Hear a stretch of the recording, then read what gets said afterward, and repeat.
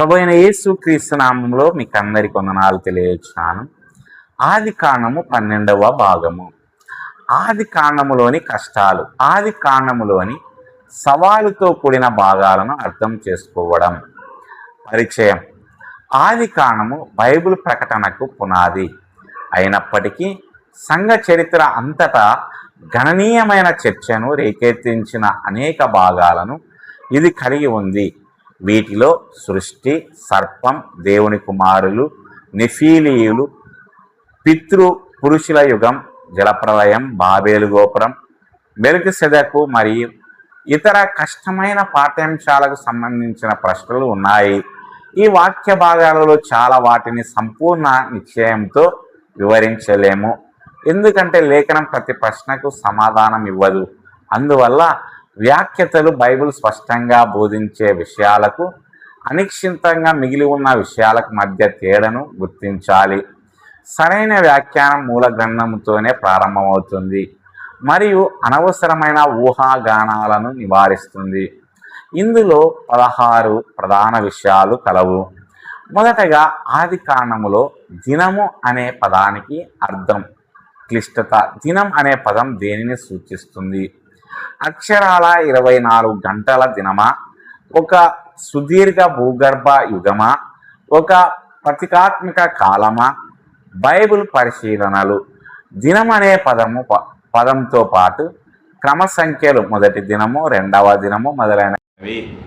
ప్రతి దినము సాయంకాలమును, ఉదయమును అనే పదబంధంతో ముగుస్తుంది.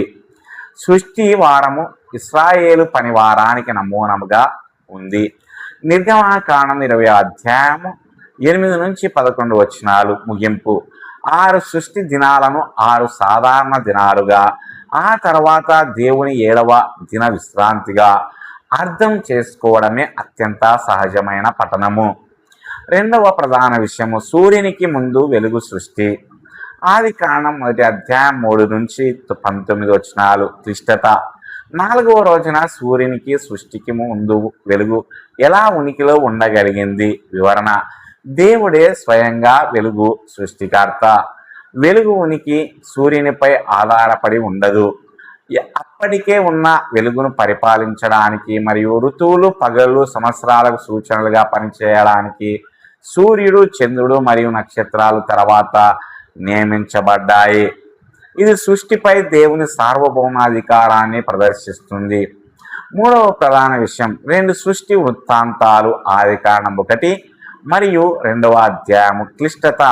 ఆది కాండం 1వ అధ్యాయం మరియు ఆది కాండం 2వ అధ్యాయం ఒకదానికొకటి విరుద్ధంగా ఉన్నాయని కొందరు వాదిస్తారు. వివరణ. ఆది కాండం 1 మొత్తం సృష్టి వారం యొక్క క్రమబద్ధమైన వృత్తాంతాన్ని అందిస్తుంది. ఆది కాండం 2 ప్రత్యేకంగా వీటిపై దృష్టి పెడుతుంది. మానవత్వం, ఏదైనా తోట, వివాహం, మానవ బాధ్యత. ఆది కాండం 2 ఆది కాండం 1కి విరుద్ధంగా కాకుండా దానికి అనుబంధంగా ఉంటుంది. 4వ ప్రధాన విషయం తోటలోని సర్పం. ఆది కాండం 3వ అధ్యాయం. క్లిష్టత. ఒక సర్పం ఎలా మాట్లాడగలదు? వివరణ. తర్వాతి లేఖనాలు సర్పమును సాతానుగా గుర్తిస్తాయి. ప్రకటన 12:9, 20వ అధ్యాయం 2వ వచనం. సాతాను అవ్వను మోసగించడానికి సర్పం ఒక సాధనంగా పనిచేసింది. ఆది కాండం యొక్క ప్రాధాన్యత సంఘటన యొక్క విధానాన్ని వివరించడంపై కాదు, శోధన మరియు పాపం యొక్క చారిత్రక ప్రవేశాన్ని నమోదు చేయడంపై ఉంది. 5వ ప్రధాన విషయం స్త్రీ సంతానము. ఆది కాండం 3వ అధ్యాయం 15వ వచనము. క్లిష్టత. స్త్రీ సంతానం ఎవరు? వివరణ. ఆది కాండం 3:15కు తక్షణ మరియు అంతిమ ప్రాముఖ్యత 2 ఉన్నాయి. తక్షణమే ఇది మానవాళికి మరియు సర్పానికి మధ్య కొనసాగుతున్న సంఘర్షణను వివరిస్తుంది. అంతిమంగా ఇది సాతానును ఓడించే రాబోయే విమోచకుడిని సూచిస్తుంది.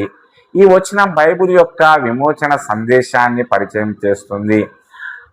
6వ ప్రధాన విషయం కయ్యేను భార్య. ఆది కాండం 4. క్లిష్టత. కయ్యేను తన భార్యను ఎక్కడి నుండి పొందాడు? వివరణ. ఆది కాండం ఆదాము మరియు అవ్వలకు పుట్టిన ప్రతి బిడ్డను నమోదు చేయలేదు.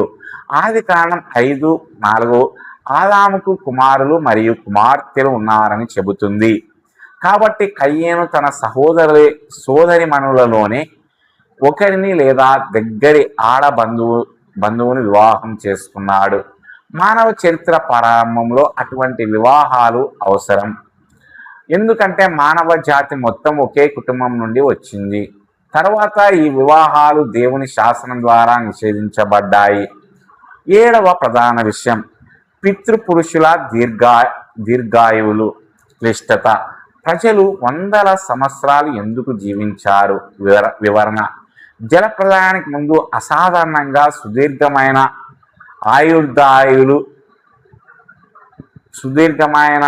ఆయువులు ఉన్నాయని ఆది కాండము స్థిరంగా నమోదు చేస్తుంది. దీనికి దోహదపడే అంశాలు: మానవాళి యొక్క అసలైన శారీరక శక్తి, జలప్రళయానికి ముందు ఉన్న విభిన్న పర్యావరణ పరిస్థితులు, మానవ జాతి తొలి చరిత్రలోని దేవుని సార్వభౌమ ప్రణాళిక, జలప్రళయం తర్వాత ఆయుర్దాయం క్రమంగా తగ్గింది. 8వ ప్రధాన విషయం దేవుని కుమారులు మరియు నెఫీలీలు. ఆది కాండం 6వ అధ్యాయం 1 నుంచి 4. క్లిష్టత. దేవుని కుమారులు ఎవరు? నెఫీలీలు ఎవరు? ప్రధాన అభిప్రాయాలు. దైవిక వంశ అభిప్రాయము. దేవుని కుమారులు సేతు సంతతివారు, మనుష్య కుమార్తెలు కయ్యేను సంతతివారు. ఈ అభిప్రాయం దైవికులకు మరియు భక్తిహీనులకు మధ్య వివాహాలను నొక్కి చెబుతుంది. 2. దేవదూతల అభిప్రాయము. కొందరు దేవుని కుమారులు పడిపోయిన దేవదూతలని అర్థం చేసుకుంటారు. ఈ వ్యాఖ్యానం పాత నిబంధనలో ఇతరుల చోట్ల దేవుని కుమారులు అనే పదాన్ని ఉపయోగించడంపై పాక్షికంగా ఆధారపడి ఉంది. రాచరిక పాలకుల అభిప్రాయం. ఇతరులు ఈ పదబంధం తమ అధికారాన్ని దుర్వినియోగం చేసిన శక్తివంతమైన పాలకులను సూచిస్తుందని అర్థం చేసుకుంటారు. ముగింపు. జలప్రళయానికి ముందు మానవులలో పెరుగుతున్న అవినీతిని ఈ వాక్య భాగం స్పష్టంగా బోధిస్తుంది.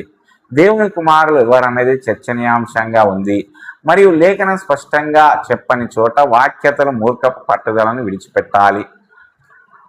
9వ ప్రధాన విషయం జలప్రళయం యొక్క విస్తృతి. క్లిష్టత. జలప్రళయం విశ్వవ్యాప్తమా లేక స్థానికమా?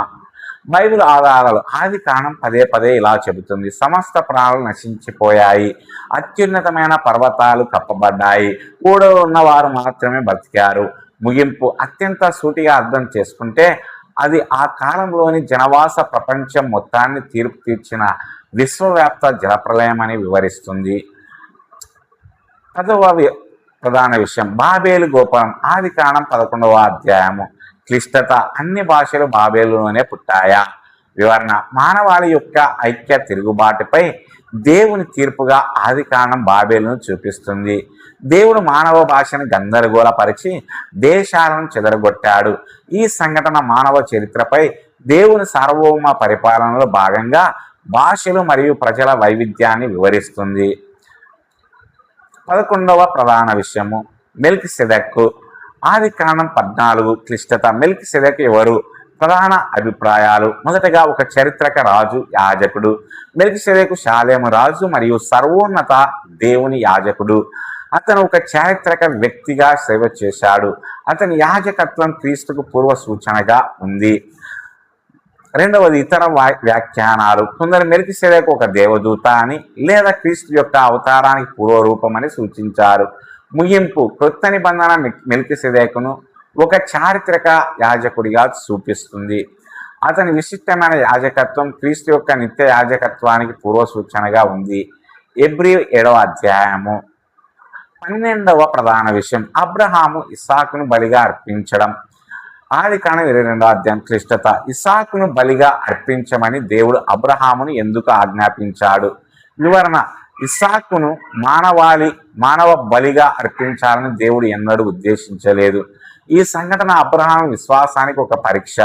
దేవుడు ఒక ప్రత్యామ్నాయాన్ని ఏర్పాటు చేసి ఈ క్రింది వాటిని ప్రదర్శించాడు: విశ్వాసం యొక్క ఆవశ్యకత, సంపూర్ణ విధేయత, దేవుడు దయతో ఒక ప్రత్యామ్నాయాన్ని ఏర్పాటు చేయడం. ఈ సంఘటన దేవుడు అంతిమంగా విమోచకుడిని అనుగ్రహించబోతున్నాడని సూచిస్తుంది. 13వ ప్రధాన విషయం సొదొమ గొమొర్రా నాశనం క్లిష్టత. దేవుని తీర్పు ఎందుకు అంత తీవ్రంగా ఉంది? వివరణ. ఆది కాండం నిరంతరమైన మరియు విస్తృతమైన దుష్టత్వాన్ని వివరిస్తుంది.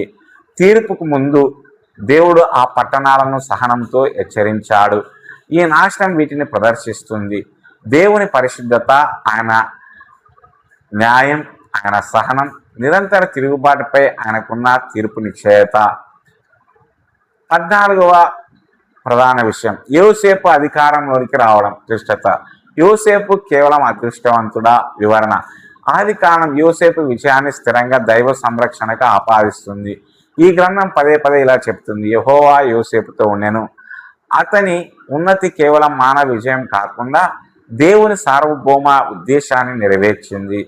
15వ ప్రధాన విషయం, ఆది కాండంలో స్పష్టంగా కనిపించే పునరావృత్తులు. క్లిష్టత. ఆది కాండంలో పునరావృతమయ్యే కథలు ఉన్నాయి. వాటిలో ఇవి కూడా ఉన్నాయి. అబ్రహాము మరియు ఇస్సాకు ఇద్దరు తమ భార్యలు అక్క చెల్లెలని చెప్పుకోవడం. అబ్రహాము, ఇస్సాకు మరియు యాకోబులకు నిబంధనలు పునరావృతం కావడం. సారూప్య వంశావళులు. వివరణ. ఇవి వైరుధ్యాలు కావు, కానీ ఉద్దేశపూర్వకమైన సాహిత్య మరియు వేదాంత నమూనాలు. పునరావృతమైన ఈ వృత్తాంతాలు వీటిని నొక్కి చెబుతాయి: దేవుని నిబంధన విశ్వసనీయత, మానవ బలహీనత, దేవుని విమోచన ప్రణాళిక యొక్క కొనసాగింపు. 16వ ప్రధాన విషయం, కష్టమైన వాక్య భాగాలను వ్యాఖ్యానించడానికి సూత్రాలు. కష్టమైన గ్రంథాలను అధ్యయనం చేస్తున్నప్పుడు లేఖనం యొక్క స్పష్టమైన అర్థంతో ప్రారంభించండి. స్పష్టమైన వాక్య భాగాల వెలుగులో అస్పష్టమైన వాక్య భాగాలను గమనించండి. నిశ్చయతకు మరియు సంభావ్యతకు మధ్య తేడాను గుర్తించండి. అస్పష్టమైన వచనాల ఆధారంగా సిద్ధాంతాన్ని నిర్మించవద్దు. లేఖనాన్ని లేఖనంతోనే పోల్చండి. బైబిల్ ప్రకటన యొక్క క్రమమైన ఆవిష్కరణను గుర్తించండి. లేఖనం పూర్తి సమాధానాలను అందించని చోట వినయాన్ని పాటించండి.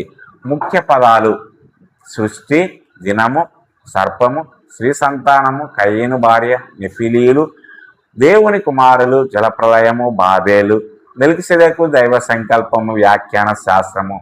అధ్యాయ సారాంశము. ఆది కాండంలో చరిత్ర పొడవునా వాక్యార్థాలకు సవాలుగా నిలిచిన అనేక వచనాలు ఉన్నాయి.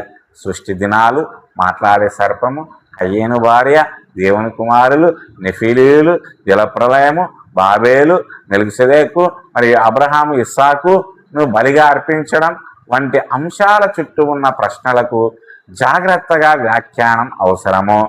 కొన్ని వివరాలు అనిశ్చితిగా ఉన్నప్పటికీ ఈ వాక్య భాగాలలోని ప్రధాన బోధనలు స్పష్టంగా ఉన్నాయి. దేవుడు సార్వభౌమ సృష్టికర్త, మానవాళి పాపానికి జవాబుదారి.